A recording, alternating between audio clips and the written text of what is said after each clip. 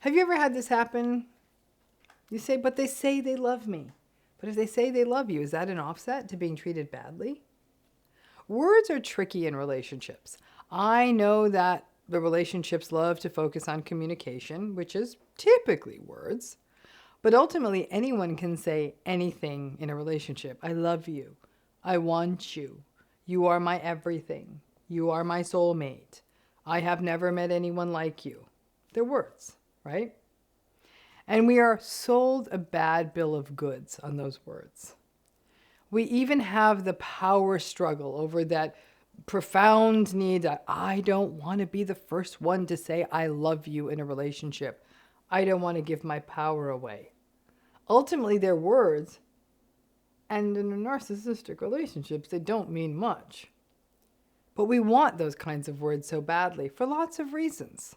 I love you, I need you, I want you. They have cultural meaning. Maybe we didn't get those words in childhood. Maybe we did get those words in childhood, and as a result, they carry meaning to us. Maybe those words imply safety. But those words in a narcissistic relationship, the I love yous, I need you, I want you, you're my soulmate, or any words even in that neighborhood, can be so dangerous. Because those words are often used as an offset. You are in a relationship with someone who is treating you badly, yelling, manipulating, criticizing, mocking, emotionally abusing, gaslighting, silent treatmenting, betraying, lying. You know the laundry list. Or it's just the slow death of the narcissistic person, playing victim 24 hours a day while you run around like 10 people trying to keep a life running, while they often sit around and feel sorry for themselves or act as though one thing that they do has made them a hero. But they say they love you. Just because someone says something doesn't mean it means anything, because I love you is not a magic eraser. But it sets up a horrible cognitive dissonance. You hear the words you want. I love you. I desire you. You are my everything. And at the same time, you are with a person who mistreats you in many different ways. Which do you pay attention to? The abusive behavior or the I love you? On average, people in narcissistic relationships hang their hat on the I love you. But he, she, they said that they love me. Okay, they haven't shown it. How do you reconcile that? You really don't. This becomes the origin of the trauma bond, the cognitive dissonance, the tension, the part we want to be true, fighting with the part that is true. Everyone wants to be loved. It's a human need. Frankly, I would argue it's a human right. It may not always be romantic love. It may be the love of a friend, of a healthy family member. But we need love. The problem is that most people over-focus on romantic love. We have all been indoctrinated into it as a gold standard. And somehow someone saying those magic words or some variant of them can keep people stuck in horrific situations for a long time. But he, she, they tell me they love me. How much maltreatment does a person need to endure before they recognize that the cruelty always outweighs the I love you? Paper always beats rock. Sadly, for many people, it's a lot, and so much that it results in real psychological issues: anxiety, depression, complex trauma, self-doubt, self-loathing, feeling foolish, feeling played. None of what happens to a person in one of these relationships feels good. We start to feel like the doormat for being tricked by the I love you and the other romantic platitudes. It is amazing how much power words can have when they are the words we hope or want to hear, like love, desire, someone seeing a future with us. And sadly, many, not all, but many narcissistic people are really good at words.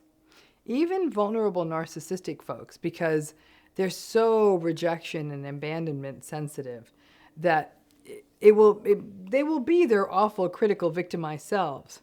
But when they sense that your energy might be shifting in the relationship, might say, oh, I act crazy because I love you so much, or even better, I'm just in a bad mood because I love you, but I know you may not want me anymore, so sometimes I just get really angry. And when they do that, they are saying, basically, oh, I treat you like shit because you may actually see this situation clearly. Everyone needs a decoder ring. Words are nothing in a narcissistic relationships. Frankly, I don't even think actions are enough. It's not as simple as action or words. It's the consistency, the quality, the self-awareness, and how you are treated. Being told that someone loves you doesn't erase the harm of being chronically criticized and devalued and abused and threatened and raged at. It just doesn't. The narcissistic person carries the words, I love you, in their back pocket like a magic wand. And sadly, in most cases, it works. We feel like a bad person in these relationships when we remain angry at someone who says they love us. Or in many cases, the narcissistic people use those romantic, loving words very sparingly. So when they do actually say something like, I love you, they become the proverbial breadcrumbs, the water in the desert that we desperately lap up, and that may hit our central nervous system in a way that leads us to minimize their bad behavior. Oh, they love me so much that they get overwhelmed with emotion. We let the words we want to hear, the words that we need to hear, fire up that cognitive dissonance because we're human. We get confused because sometimes the bad behavior doesn't happen every day.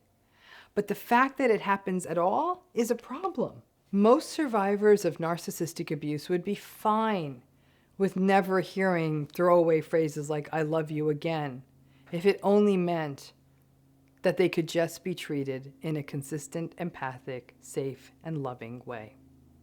Someone saying that they love you is not an eraser, and it is not an apology, and it is not taking accountability, and it doesn't make the other stuff okay. It is often a manipulation, and many survivors have said, the words I love you actually kind of became a turnoff after being in a narcissistic relationship. The more that the narcissist said they loved me, sometimes the worse the relationship became. Maybe the words and the behavior that we really need to experience are, I see you, more than I love you. And to then actually be seen. That's what it is. The best way to think about it is that narcissistic people always have noise going through their head. Their selfishness and self-centeredness and entitlement take precedence. Other people exist in their lives as objects and not what other separate human being, and other people are not separate human beings with their own needs. As a result, seeing and recognizing other people's needs and wants beyond them. So maybe when they say, I love you, they're really saying, I love me. And at that moment, you are perfect supply, or you are someone to manipulate to be what they want, or they are just having a good day. And that's when they say, I love you. Many people have spent decades stuck in relationships because they couldn't reconcile the abuse with the I love you and other seemingly loving words, and just assumed they were reading the situation wrong. They gave greater heft to the I love you. If someone is treating you badly and says, I love you, break through the dissonance by seeing it as the manipulation it is, painful as that may be. And then the deeper work goes to recognizing the difference between easy words and the more deep, intimate, and frankly spiritual space of actually being seen by another human being.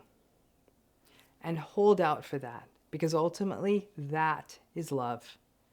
And that is something that everyone should get to experience once. Thanks again.